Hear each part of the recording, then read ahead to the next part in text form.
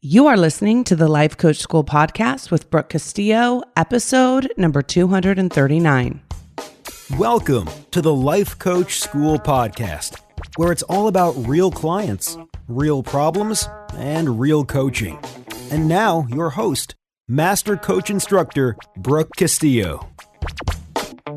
Well, hello, my friends. I have the remnants of a cold, so I'm going to have kind of a different voice today. I taught a class this week, and it was like way huskier than this, and we still slayed the class and had a great time. So I figured I'd record this podcast. I'm actually recording this podcast on a Sunday morning, and it's because this week I was sick, and I decided to climb in my bed right after work every day and turn on the TV and put down the shades and not do any additional work and try to get better.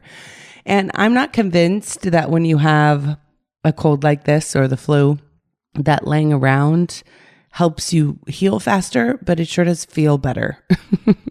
I do not like being out in the world when my nose is running. That is just one of the laws that I have. So anyway, I'm excited about today's episode. We are going to talk about neurotransmitters. Now, listen, I'm not going to get into the science. I'm not going to get into the words I can't pronounce. I am not going to try and teach you from a place that I don't even fully understand. And by the way, science doesn't even fully understand neurotransmitters yet. We're just beginning to understand them. And, even all the scientists will say, we're not even sure yet how this stuff works. And that's what makes it so interesting as it applies to medications and diagnosis, as, psychiatrists are doing and trying to help us with our mental health and help us with our chemical balances in our brain. And I have always been a huge proponent of medication as long as the net is positive. And what I mean by that is, and this is just kind of a side note, I'm not going to talk about medication at all in this episode, but I just want to note that I think a lot of times there are chemical imbalances in our brains, and medication can really help. I've watched that happen live really with a lot of my students and clients and family members where the medication really helps. So I think we understand it enough to help ourselves, but we also understand it enough, I think, to sometimes be dangerous. So I always recommend that everybody really make these decisions about taking medication and understanding like our neurobiology the best way that we can, and then not beating ourselves up either way. I've seen people not take medication just for the fact that they are trying to be tough. And I've seen people take medication and then feel guilty about it. I don't think either one of those are good solutions. I think the net negative doesn't account for the benefits that we can get from medication. So I just want you to be really conscious and thoughtful about your decision, and know that not every person is obviously going to have the same solution, but that once you make a decision for yourself, that you stand behind that decision. But in this episode, I'm not going to talk about medication. I'm not going to talk about how to medicate the brain, because I honestly can't even begin to talk about that. I don't understand it enough.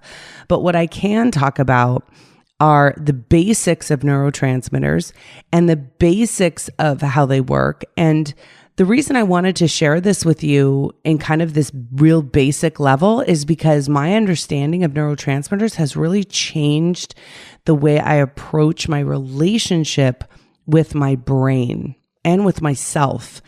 And I think it can help many, many of you who end up in a battle of morality and worth with yourself based on how your brain performs when your brain is just doing what it has evolved to do. And so I'm hoping that this episode will help so many of you that tend to beat yourselves up for your brain's natural reactions and natural neurotransmitters and natural functions, and you take it personally and make it mean something horrible about you. I hope that this episode will make you stop it. Stop it right now so you can kind of understand it. So in the most basic of terms, your brain is filled with neurons, and they communicate with each other through neurotransmitters. So there's a ton of really good videos on YouTube that shows neurons communicating with each other. And it shows that the neurons don't touch each other. There's this little synapse between them. And the way that they communicate with each other is through neurotransmitters and chemicals. And so understanding just that basic premise, I think, is fascinating, because you can also understand how each one of these neurochemicals has evolved and how sometimes they fire when we want them to, and sometimes they fire when we don't want them to. And sometimes we create situations where we're overfiring too much of a neurotransmitter that we don't want to be overfiring, and sometimes we're underfiring it. And we have so much control over this by the way that we decide to think and the way that we understand our brains and also our own awareness. So I'm going to talk about 5 neurotransmitters today and how they have evolved and how they affect our brain in the most basic of terms. And I don't want you to underestimate how powerful this knowledge can be, but I don't think it's necessary to understand all the intricate words and details to have this knowledge have an effect on you.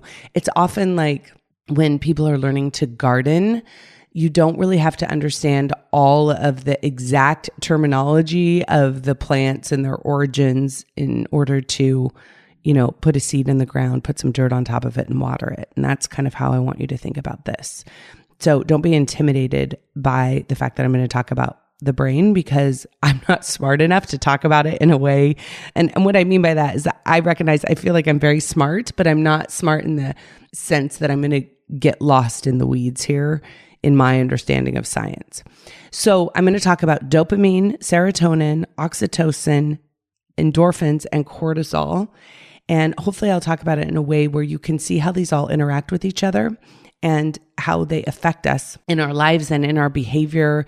And I think it also really helps to separate ourselves from our brains, right? So there's the part of us that thinks with our brain, that is us. And then there's also the part of us that can separate ourselves from our brain and view our brain from the outside. And that is also part of us.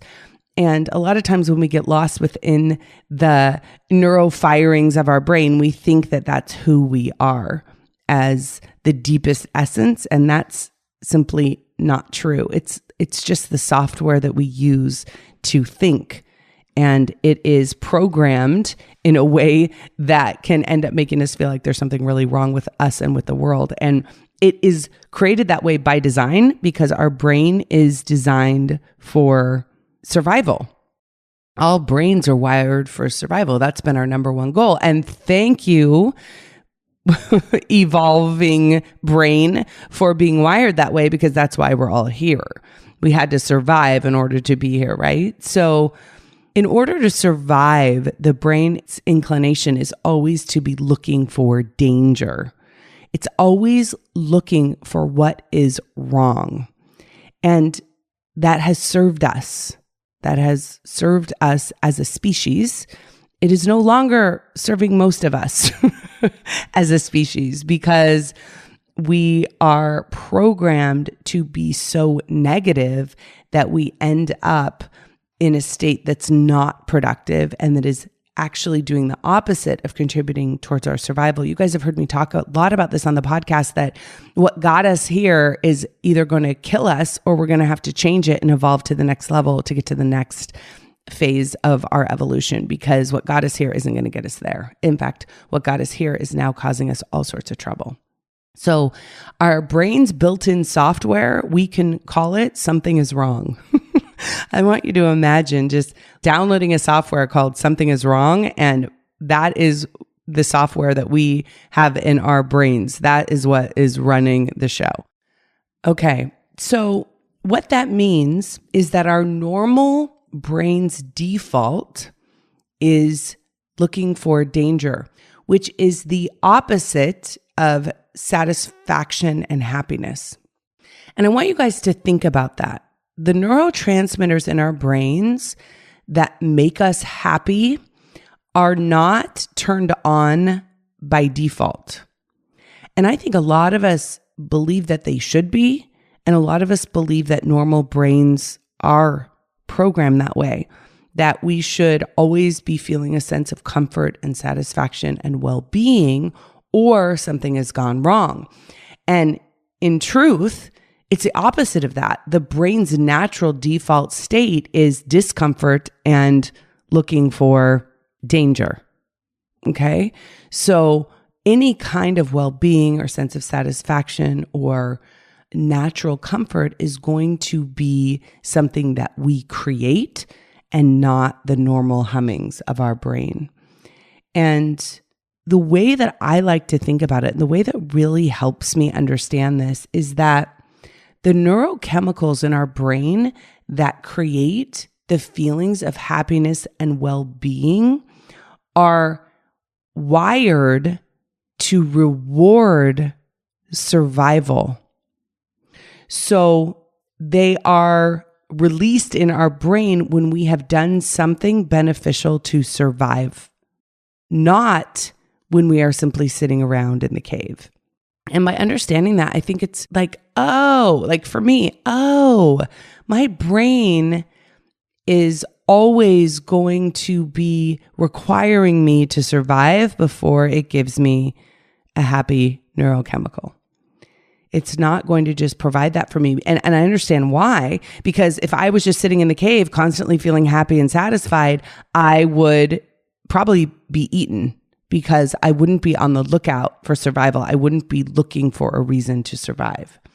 And so if something always seems wrong, with the world, and if something always seems wrong with you, then it means your brain has evolved perfectly. It has evolved to the point where it is going to keep you alive. And it has served you up until this point. Okay? So check in with me. Do you feel like something is wrong with the world? And do you feel like something is wrong with you? Most of the time. Okay, good. Then you're doing it right. Your brain is healthy and it is evolved properly, and you have a good functioning brain with a software called Something is Wrong. Now, let's talk about the neurotransmitters that are part of the design and are part of the software system.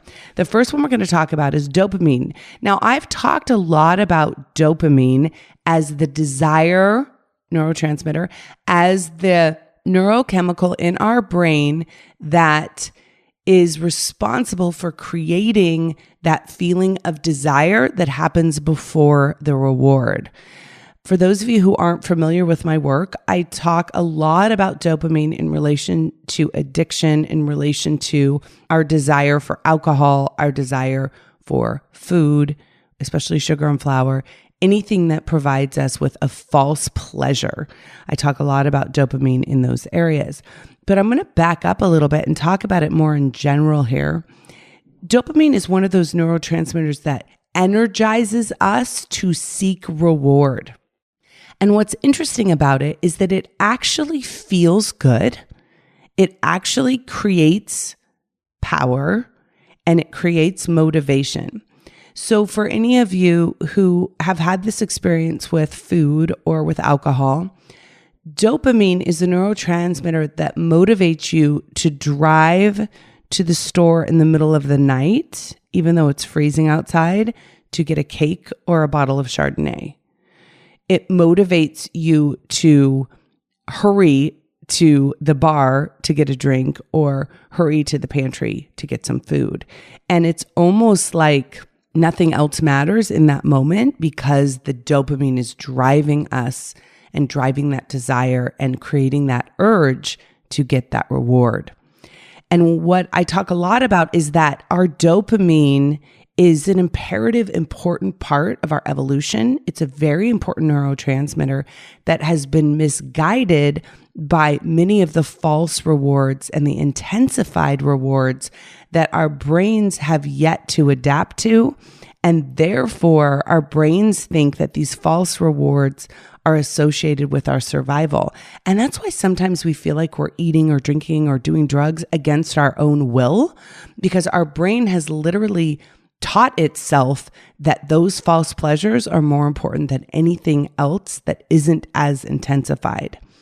So one of the things that is really important to remember is that dopamine is what we experience before we get the reward.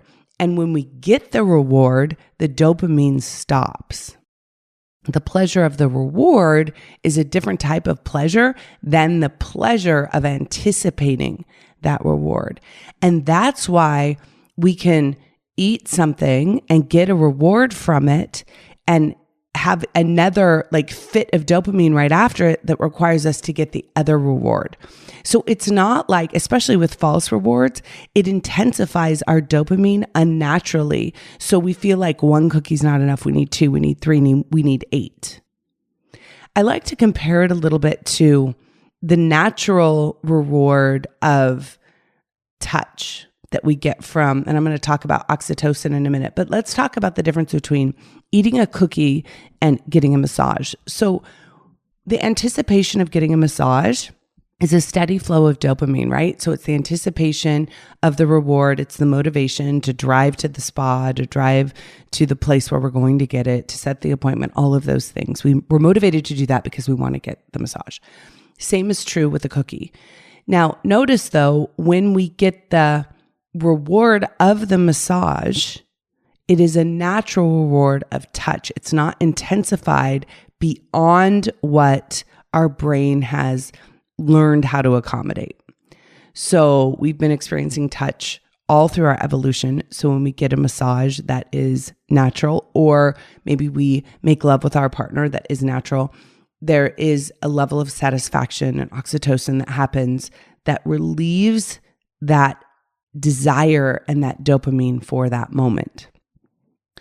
When we do a false reward that is intensified, it's almost as if it doubles us down on our dopamine for that reward.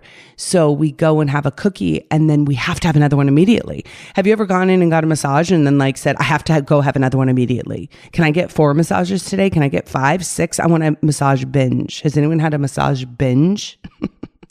Probably not. Unless the touch or the association is intensified, which happens to some people with porn and sex addiction or with food or with alcohol because it's so intensified, then the reward in and of itself relieves the need for more of the reward. And that's where we've gotten out of touch with our own dopamine. So steady dopamine, the steady flow of dopamine that motivates us to evolve, that motivates us to go to the next level, is steady, and it actually produces steady success and steady rewards. It's a powerful fuel that we want to regulate through our natural system of consciously deciding how we want to evolve and what rewards we want. What most of us are doing is we're misusing our dopamine. So if dopamine is created to encourage us as humans to achieve rewards, then we will always be seeking the next thing, which is a beautiful thing, right? Because we'll always be wanting the next. Because what we get used to as satisfaction in our life becomes the normal, regular thing for us. And then we don't create dopamine in order to achieve it, unless it's deprived of us, right? So for example, if, think about a hot shower when you go camping. You're not every day, generating a bunch of dopamine so you can go take a shower. But if you haven't had one in a long time, then you will. And so what's beautiful about dopamine and why we love it is that it creates a lot of motivation for us to keep achieving next level things in our life. And motivation feels good. Dopamine feels good. It's a beautiful thing. And so many of us are extinguishing our natural dopamine for achievement and for accomplishment. We're wasting it all on false pleasure. And we're overexerting dopamine by rewarding ourselves with false pleasure, which actually creates our dopamine receptors in our neurons to downregulate. And so then the only dopamine we are generating is for the false pleasure. And so it's kind of like you have this currency that will motivate you to achieve things. You have this currency of dopamine that will provide you with powerful energy and excitement towards a reward, but you're extinguishing it by rewarding yourself constantly and consistently with false pleasure. I will tell you personally, when I removed the false pleasure of excess food, sugar, and flour from my life, and when I removed the pleasure and the excess false pleasure of alcohol from my life, I had so much more dopamine that I was able to generate to focus on the rewards that had a net positive effect in my life, the rewards that I keep achieving in my life that are meaningful and matter and don't extinguish. And in fact, keep generating more and more excitement towards accomplishing more and more that I'm able to contribute to the world. And so I think understanding the way dopamine works is so important so you don't waste it. And so you understand that the steady flow of natural dopamine will feel amazing, and it will motivate you towards achieving more in your life, which will keep that steady flow of dopamine and the steady flow of success in your life, which I think is the way the brain can be utilized for its highest good. So it's kind of like you have a computer and it has this energy that is generated in the computer, and you want to maintain it at a steady level so you can utilize it for the long term. And that's how I think about dopamine. And so it's a beautiful thing that the dopamine always needs bigger and better rewards in order to keep the flow going. You just want to make sure it's directed in the right direction, because if it's directed towards cake, you're just going to need bigger and better cakes. If it's directed towards Chardonnay, you're just going to need bigger and more and stronger Chardonnay in order to get the same effect of the reward. Okay, let's move on to the next one, which is serotonin. And serotonin is a very interesting neurotransmitter. Most people have heard of it because low serotonin is associated with depression. And I think there's been a lot of talk about it in relation to depression. But the way that I want to talk about it here is that serotonin is really the neurotransmitter that rewards you when you gain a social advantage. And this is kind of a touchy subject because a lot of us don't like to think about us as being creatures that seek social advantages. But if you look at all of the animal kingdom and you look at groups of animals, and we are animals, and how they all function in herds, there is that hierarchy. There is the social advantage. There is the gauging who's in charge and who's winning and who should we fight and who should we, regress from, who's in charge. And that's always been how our brain has evaluated social situations.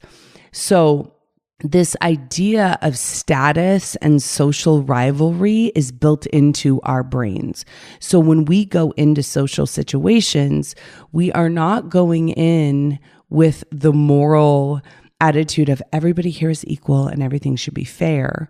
Even though that may be what we want to do, our brains are always looking for what's the hierarchy here. And we always want to be special. And that's why we have these competitive urges. And that's why we're always comparing ourselves to other people. And that's why we have this inclination to fight and to win and for justice. And for some of us, what that looks like is we go into social situations and we want to dominate. So we fight in the way that we try and dominate the situation. And for others of us, we go in with a different energy of fighting against the dominators, right? But it doesn't matter which way we're directing the fight. There's always the fight. We want to win. We either want to win against evil or we want to win towards success. And there's that comparison and that competitiveness. So for some people, it's who are the good guys and who are the bad guys? Who are we going to fight against? For others, it's who's the strongest here? Can I dominate? Can I be the one who wins the game? And can I get ahead?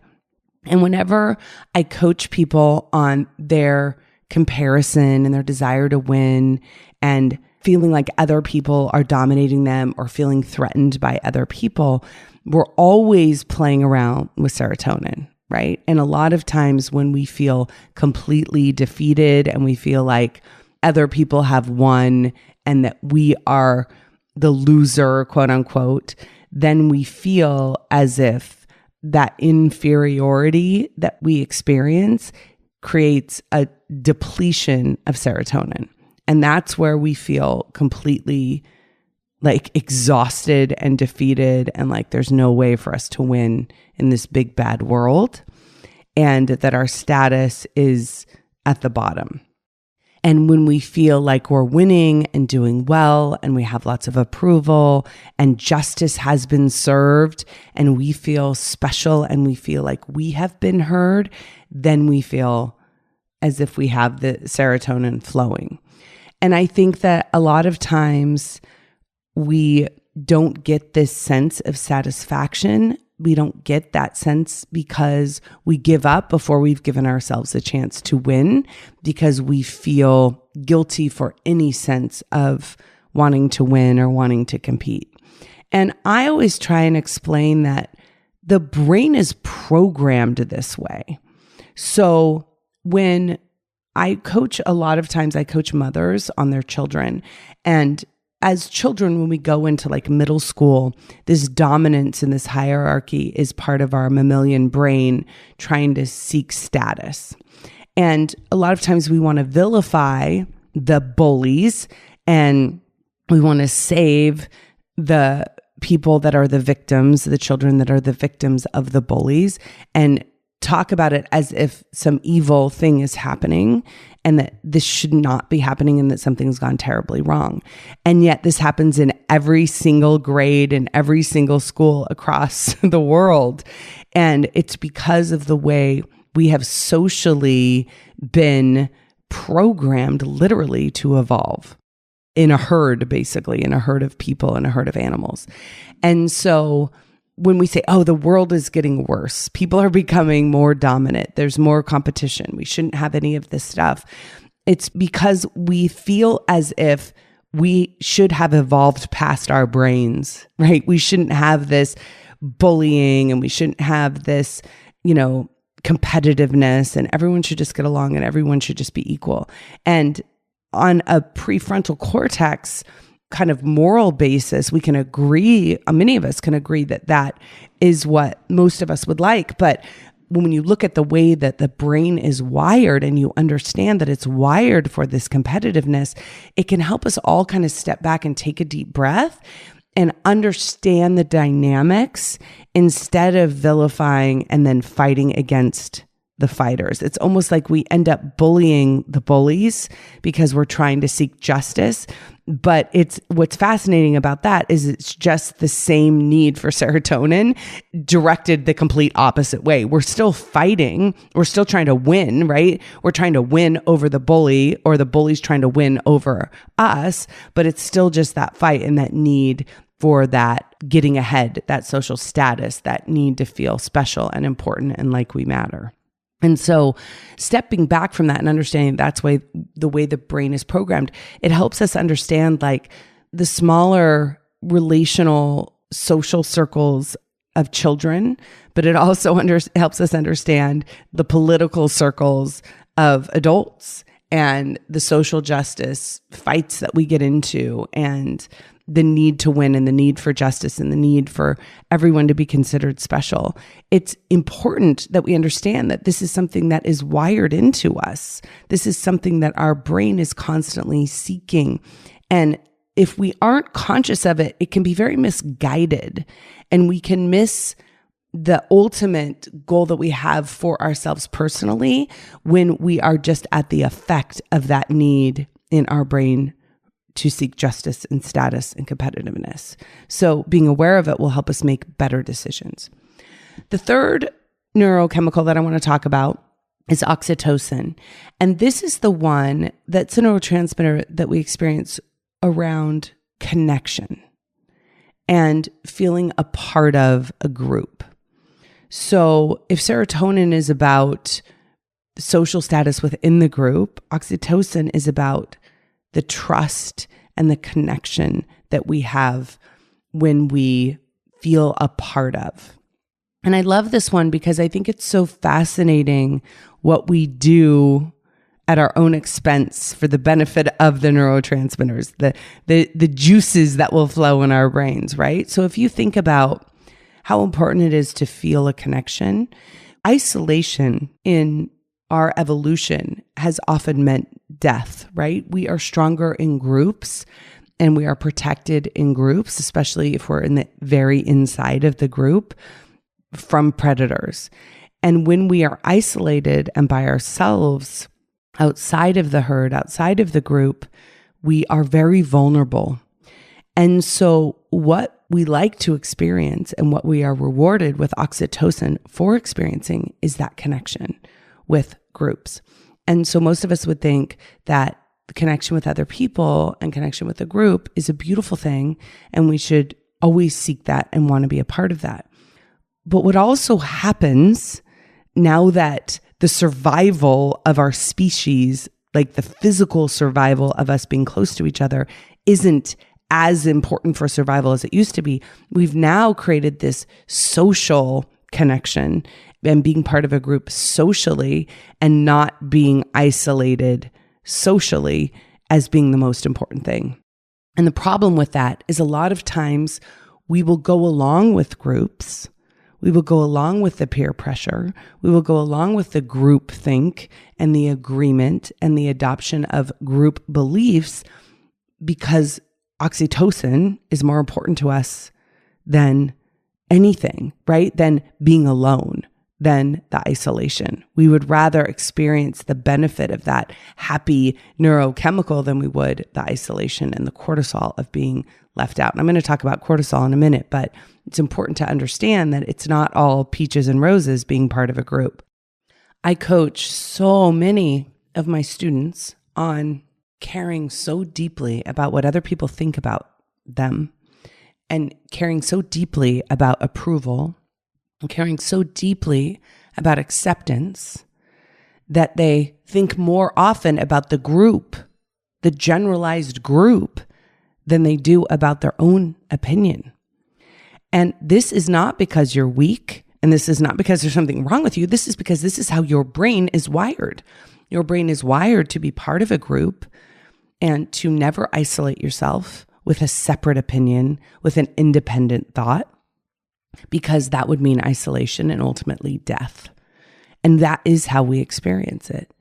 So a lot of times we adopt beliefs and care about other people's opinions so we can feel that oxytocin connection.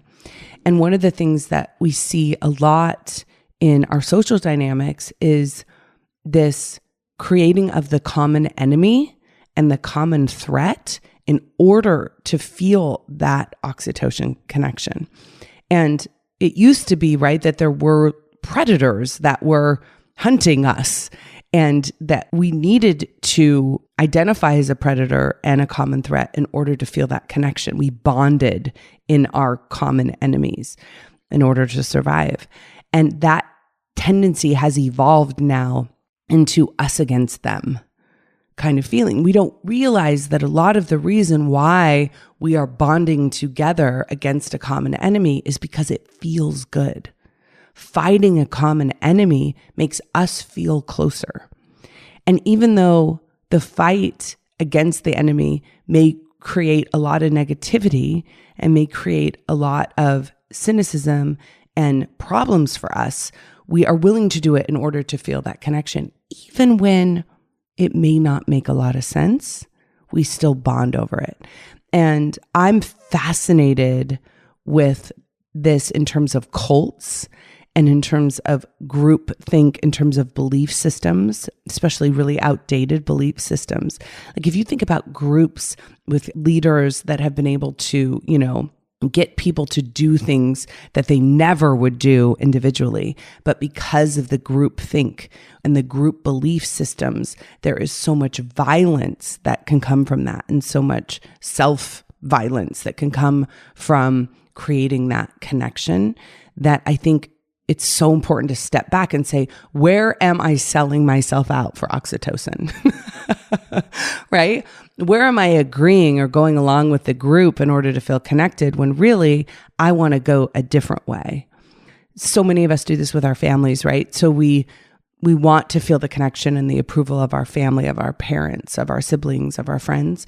So we don't go off and do that separate career that might make us feel more isolated. We don't have a differing opinion, maybe in terms of religion or politics or a view of the world, because we don't want to feel that isolation. And when you understand, wait a minute, that's just my brain. I'm not really isolated. I'm not really out there on the prairie going to die by myself. It's just my brain is making me feel that because of the way that it's evolved. It will make you feel as if you can be more courageous, because your brain will freak out, but you can tell your brain to calm down. Everything's fine. Just because you're not going along with the group doesn't mean you're going to die. And I've seen so many of my students be able to live a more authentic life in line with what they truly believe without feeling like they have to go along with the crowd as a way of feeling socially isolated.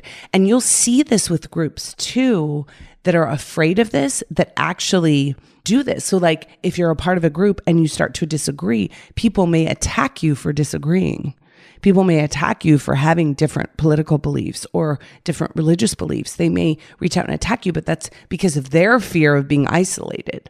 We actually generate that we're connected, and if you're not with us, you're against us energy is actually because that feels good because of oxytocin. Isn't that crazy, y'all? I think it's fascinating. I like to look in my own life. Where am I selling myself out for oxytocin? The next one I want to talk about is endorphins. And this is really a neurotransmitter that is kind of the counter to pain. It like masks pain, and it evolved for emergencies. Whenever you look it up on the internet, it always shows like a zebra getting eaten by a lion. And it basically says the zebra is feeling no pain because of endorphins. And it basically allows injured mammals to like avoid the pain enough so it can do what it needs to protect itself. It doesn't like get totally bombarded down with the pain that it can't like run away or take care of itself. So it's a temporary experience. A lot of us experience it after very intense exercise. And you will notice, I have noticed a lot of this really intense, hardcore, extreme form of exercise as a way to create endorphins and as a way to kind of work with the brain to generate endorphins on a regular basis.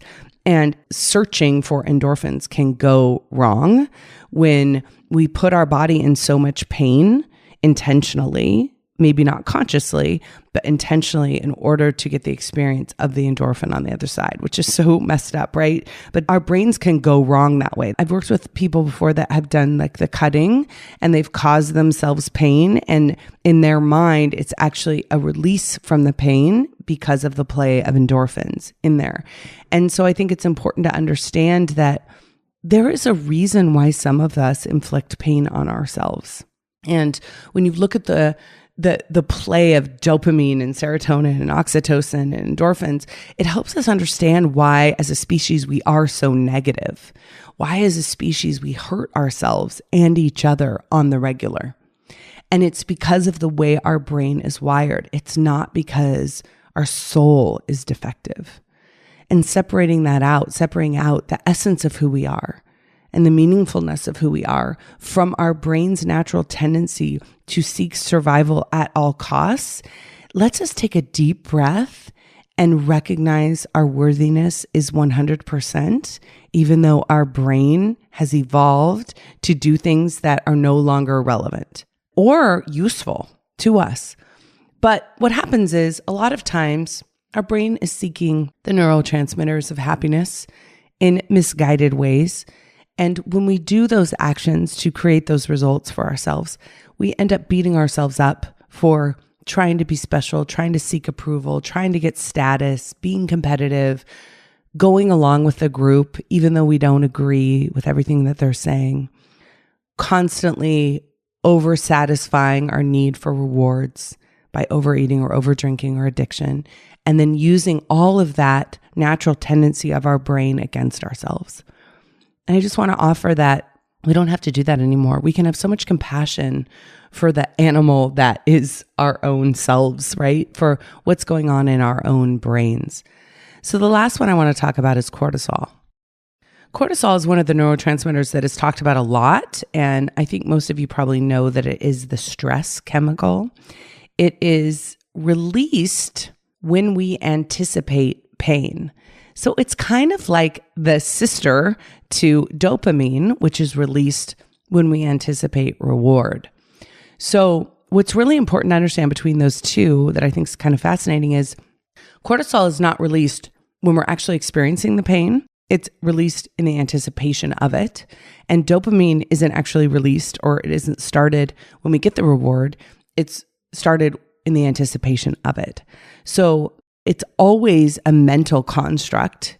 So if you're at home in the middle of the night and you hear a loud banging, you will have a thought in your head that will release a lot of cortisol.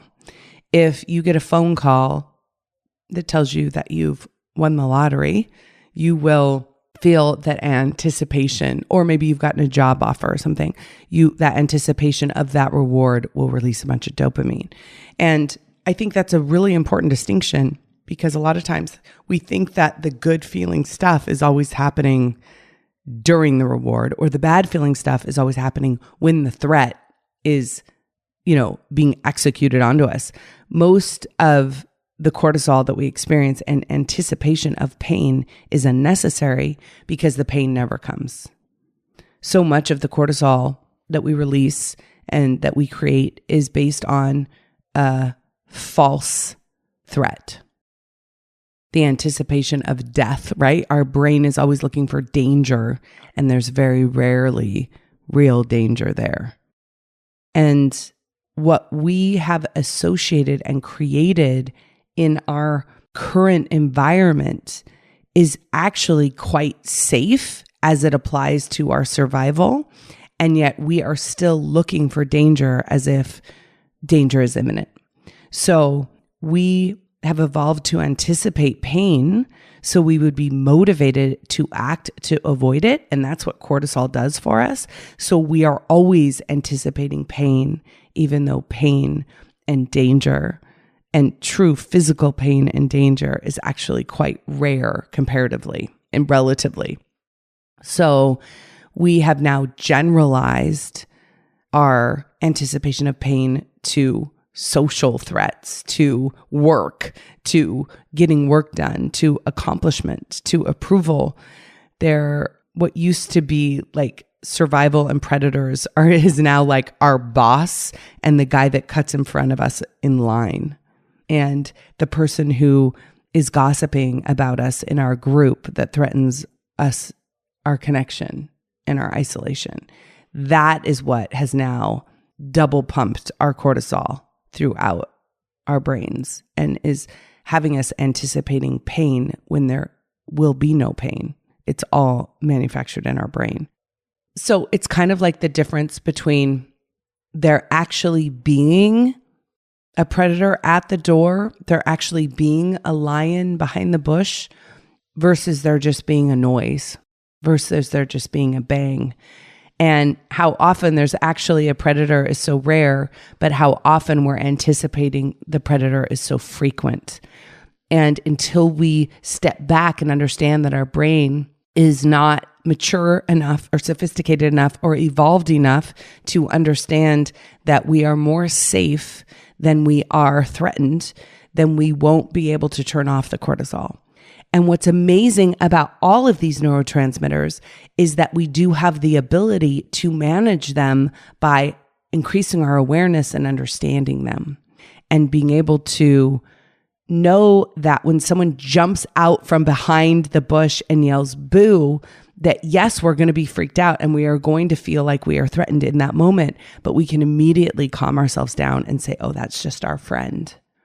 And we can do that more and more in our lives when our brain is afraid that getting fired means we're going to die, or that being blocked from someone's Facebook feed means that we are going to die, or that having a different opinion or taking a different career than our family would like us to do does not mean complete isolation and death. It means that we can manage our mind to handle those situations and understand that they are no longer a matter of survival. And in fact, not following our dreams and not paying attention and not telling ourselves the truth is actually what will eat us up inside and cause us more pain and more health issues than the survival of being out in the world ever will at this point in our environment and our evolution.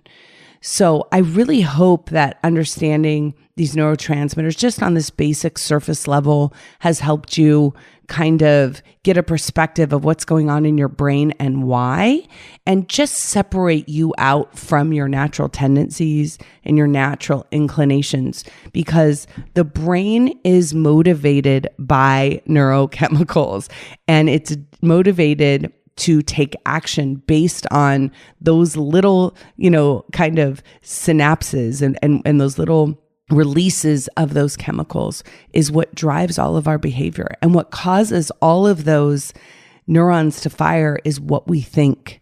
And this is why the model is so important.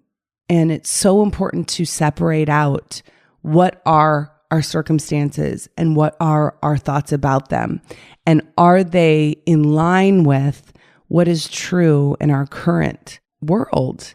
And what is really the threat? And how often are we just responding to our desire for dopamine, our need for serotonin, our need for oxytocin, our need for endorphins?